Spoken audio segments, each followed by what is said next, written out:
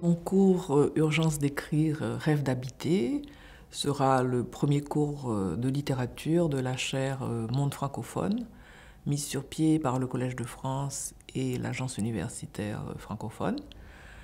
Pourquoi Urgence d'écrire, rêve d'habiter? Parce que l'urgence ne nous a jamais quittés depuis cet événement fondateur qui est la Révolution haïtienne de 1804. Qui est la première victoire finalement d'esclaves contre l'armée de Napoléon.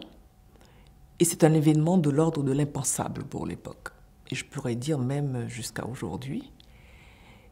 Et la littérature qui va naître justement de cet impensable ne pouvait que faire appel à l'impossible, justement, à travers les mots, pour dire. Et toute notre littérature sera marquée par cette exceptionnalité.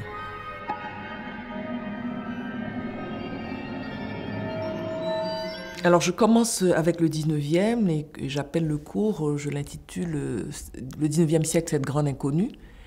Parce qu'une fois cet événement majeur de l'histoire du monde d'ailleurs, que représente la révolution de 1804, l'indépendance d'Haïti, il y a comme un silence, une chape de plomb qui est mise sur tout ce qui concerne Haïti. Ça n'a pas été facile, mais on voit émerger toute une institution littéraire avec des écoles, avec des revues, avec un théâtre, quelques imprimeries qui se mettent en place.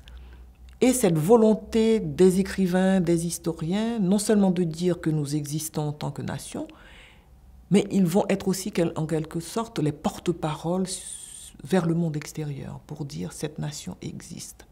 Je veux donner pour preuve le fait que la première réponse qui était donnée à Gobineau quand il écrit de l'inégalité des races humaines, c'est un théoricien haïtien, Anténor Firmin, qui le premier fait une réponse qui s'appelle « De l'égalité des races humaines », qui est devenue aujourd'hui une référence au niveau des études que l'on appelle post-coloniales aux États-Unis ou ailleurs. Donc ce 19e siècle existe. Et c'est lui qui sera, je pourrais dire, l'embryon de tout ce que l'on a aujourd'hui.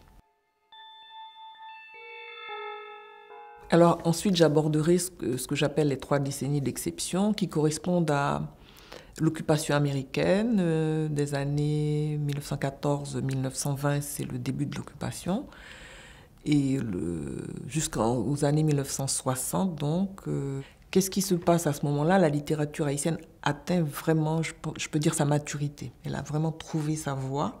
Et je crois qu'il y a aussi une volonté pour les écrivains de cette époque d'utiliser le français comme un rempart contre l'occupation américaine, c'est intéressant.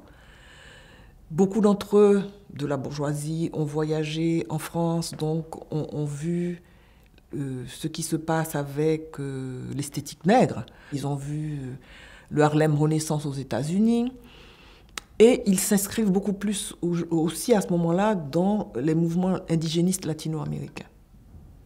Donc il y a une très grande ouverture, et c'est un moment de grand bouillonnement intellectuel. Et c'est à cette époque qu'apparaissent les grands auteurs que sont Jacques Romain, Jacques-Stéphane Alexis, René Despestre. Et voilà, donc c'est un moment vraiment, je pourrais dire, fondateur pour notre littérature moderne.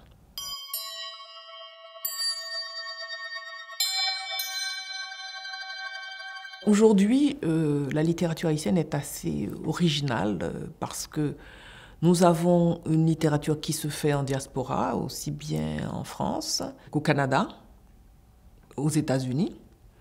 Mais non seulement elle se fait dans des espaces différents, mais elle s'écrit aussi dans des langues différentes.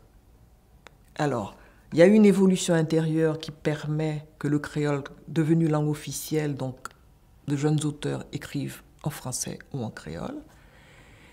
À l'extérieur, on a des écrivains qui écrivent en anglais et une nouvelle génération qui écrit aujourd'hui en espagnol. C'est très intéressant parce que c'est vraiment, ça préfigure un peu le monde de demain. Cela veut dire que ce monde de demain, dans ce monde de demain, les langues n'ont pas qu'un seul drapeau ou qu'une seule patrie.